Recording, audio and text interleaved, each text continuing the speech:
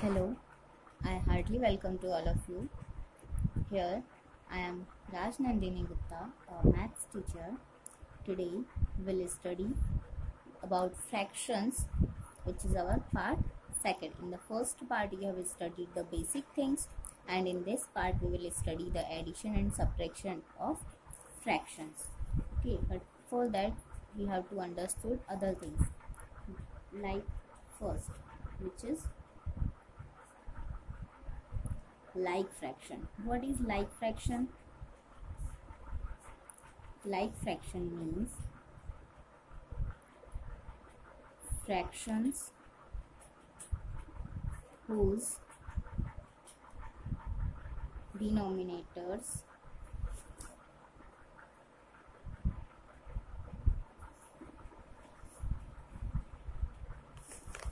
are same are called a like fraction. For example, I have written here 3 by 5, 6 by 5, 7 by 5, 8 by 5. ठीक है, यहाँ पर देखो सभी का डिनोमिनेटर क्या है 5 5 5 5 means these all are like fractions. Okay, but what about if the fractions are not equal or not same? So in that condition we will call it unlike fraction. Okay,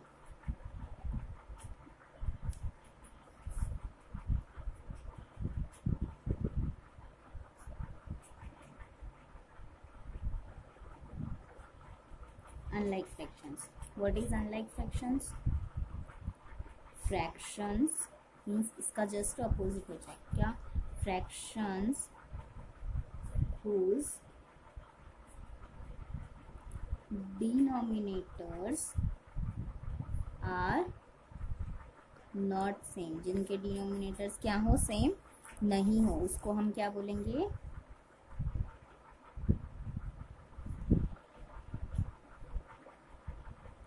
unlike fraction. ठीक है, for example 3 by 7, 2 by 4, 8 by 5, 3 by 6. इस type से सभी के देखो denominators क्या है? अलग अलग है, तो इसको हम क्या बोलेंगे? Unlike fractions. Now third thing which is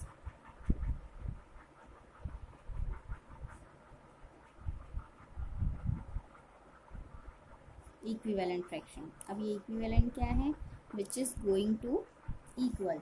For example, I have written here 5 by 7 and I am multiplying by the same number in both sections. Like I am multiplying by 2 in numerator and denominator. So it will be 5 2s are 10 and 7 2s are 14. So 5 by 7 and 10 by 14, they both are in equivalent fraction. Okay, but it is not necessary for multiply. Multiply के लिए ज़रूरी नहीं है, हम same चीज़ किसके के लिए भी कर सकते हैं?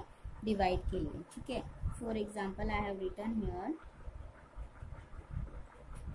6 by 21. अब इसको इक्विवेलेंट कैसे बनाया? हमको डिवाइड करना पड़ेगा किससे? सेम नंबर से. दोनों में चलो डिवाइड करके देखते हैं. 6 और 21 किसकी टेबल में आते हैं? 3 की टेबल में. तो दोनों को 3 से डिवाइड करते हैं. 6 divided by 3 and 21 divided by 3. 3 की टेबल में 6 कितने टाइम में आता है? 2 टाइम में. 3 की टेबल में 21 7 टाइम में. मीन्स 6 by 21 एंड 2 by 7 दोनों कैसे हो जाएंगे? इक्विवेलेंट फ्रैक्शन हो जाएंगे. ठीक है, इसको भी हम इक्विवेलेंट फ्रैक्शन बोलेंगे और इसको भी.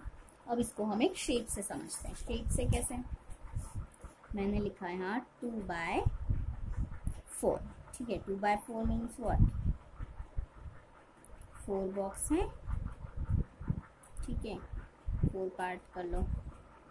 अब इन 4 पार्ट्स में से हमने कितने पार्ट्स का यूज़ किया है?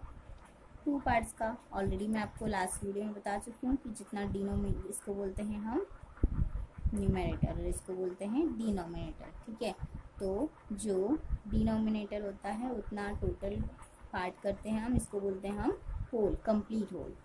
ठीक है, अब इसको बोला जाता है होल. या फिर कंप्लीट। अगर ये नॉर्मल हमारी लैंग्वेज में बोले तो कंप्लीट, और मैथ्स की लैंग्वेज में बोला जाए तो होल। ठीक है, अब उसमें से हमने कितने यूज़ किए हैं 2, तो हमको क्या करना है इन 2 पार्ट्स के ऊपर कलर कर देना है। Means we have uses 2 parts out of 4। अब इसका इक्विवेलेंट क्या होगा, दोनों में 2 से मल्टीप्लाई कर दो। ये था 2/4, दोनों में 2 से मल्टीप्लाई किया तो 2 2 ज़ा 4 एंड 4 2 ज़ा 8। मतलब अब हमको कितने सेक्शन बनाना होगा, उसमें से 8 सेक्शन। ये शो कर रहा है 2/4 को। दूसरा पार्ट बनाते हैं हम जिसमें होल कैसा होगा, सेम साइज का। It is a whole and we are making 8 parts out of it.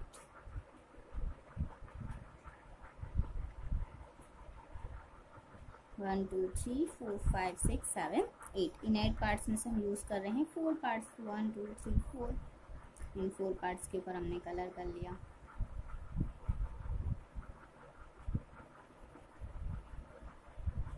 ठीक है, अब ये किसको शो कर रहा है, ये वाला 4/8 को, क्योंकि 8 पार्ट्स थे टोटल, उसमें से हमने 4 यूज़ किया है। तो देखो जितना पार्ट कलर्ड किया हुआ था, शेडेड था, उतना यहाँ पर भी आ रहा है same section.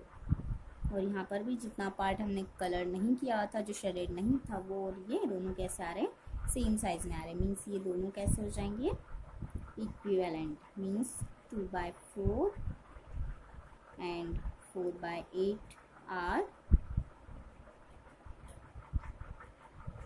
equivalent. Okay, now we will study addition in fractions का एडिशन करेंगे। जैसे मैंने आपको बोला 2/5 प्लस 3/5।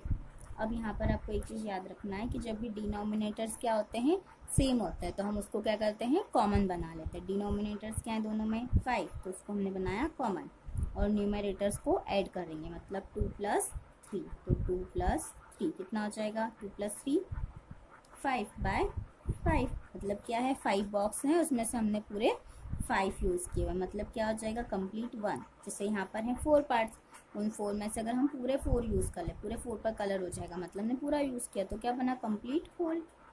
ठीक है, अब एज इट इज़ ही हो जाएगा हमारा 1। Now next second example, 3/7 plus 2/7। अब क्या करना है, अगेन डिनोमिनेटर सेम है, कॉमन कर लेंगे। अब न्यूमरेटर को ऐड कर दो, 3 + 2। So we will write here 3 + 2, add them, 3 + 2 5, it will be 7 as it is. Means हमारा आंसर हो जाएगा 5/7। अब देखो यहाँ पर हमने किसको सॉल्व किया, जिसके डिनोमिनेटर्स कैसे थे, सेम थे। बट अगर किसी के डिनोमिनेटर सेम नहीं होंगे तब कैसे करेंगे, then we will use cross multiply method, जिसे मैंने यूज़ किया 2/3 प्लस 1/4। अब इसको कैसे ऐड करेंगे हम,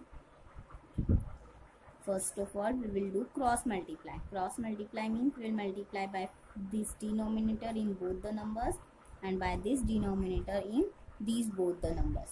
Okay, multiply them. 2/3 we have to multiply by 4 in both the sections. Okay, here is plus, we will put here plus 1/4. We will multiply by this denominator, which is 3. Now multiply 2 4s are 8, 3 4s are 12, plus 3 1s are 3 and 4 3s are 12। देखो denominator same हो गए। अब क्या करना है, हमको common करना है, तो कॉमन कर लिया, न्यूमरेटर को प्लस कर दो, 8 + 3, और 8 + 3 कितना आता है, 11/12। It will be our answer. Now we will solve a subtraction. अब सब्ट्रैक्शन क्या होता है, now we will do subtraction. Subtraction again it will be the same. क्या है नंबर, क्वेश्चन है 5/7 माइनस 1/7। डिनोमिनेटर्स को कॉमन किया, 7 7, न्यूमरेटर्स को माइनस कर दिया, 5 - 1, 5 - 1 will be 4/7। It will be our answer. The second part it will be same, like 5/6 minus 1/2. Now subtract it. Again the denominators are not same, so we have to make it common, and for that we have to do cross multiply. Multiply by 2 in both the numbers. Here is minus sign, so we will put here minus. Here will be 1/2. Multiply them by this denominator, which is 6. Multiply this 5 2 ज़ा 10, 6 2 ज़ा 12, minus 6 1 ज़ा 6, 2 6 ज़ा 12। Again denominator same है तो common कर लिया और numerator को सब्ट्रैक्ट कर दिया तो क्या हो जाएगा 10 minus 6, 10 minus 6 will be 4 divided by 12। दोनों को हम देखो दोनों कैसे हैं, इसको हम 4 से डिवाइड कर सकते हैं, 4 की टेबल में 4 भी आता है 12 भी आता है, डिवाइड कर दो 4 डिवाइडेड बाय 4 और 12 डिवाइडेड बाय 4। दोनों को हमने 4 से डिवाइड किया, इक्विवेलेंट है। 4 की टेबल में 4 1 टाइम में और 4 की टेबल में 12 3 टाइम में, तो ये हो जाएगा हमारा answer. It will B also our answer. I hope you have understood now and you are able to solve another questions. Thank you. Have a nice day.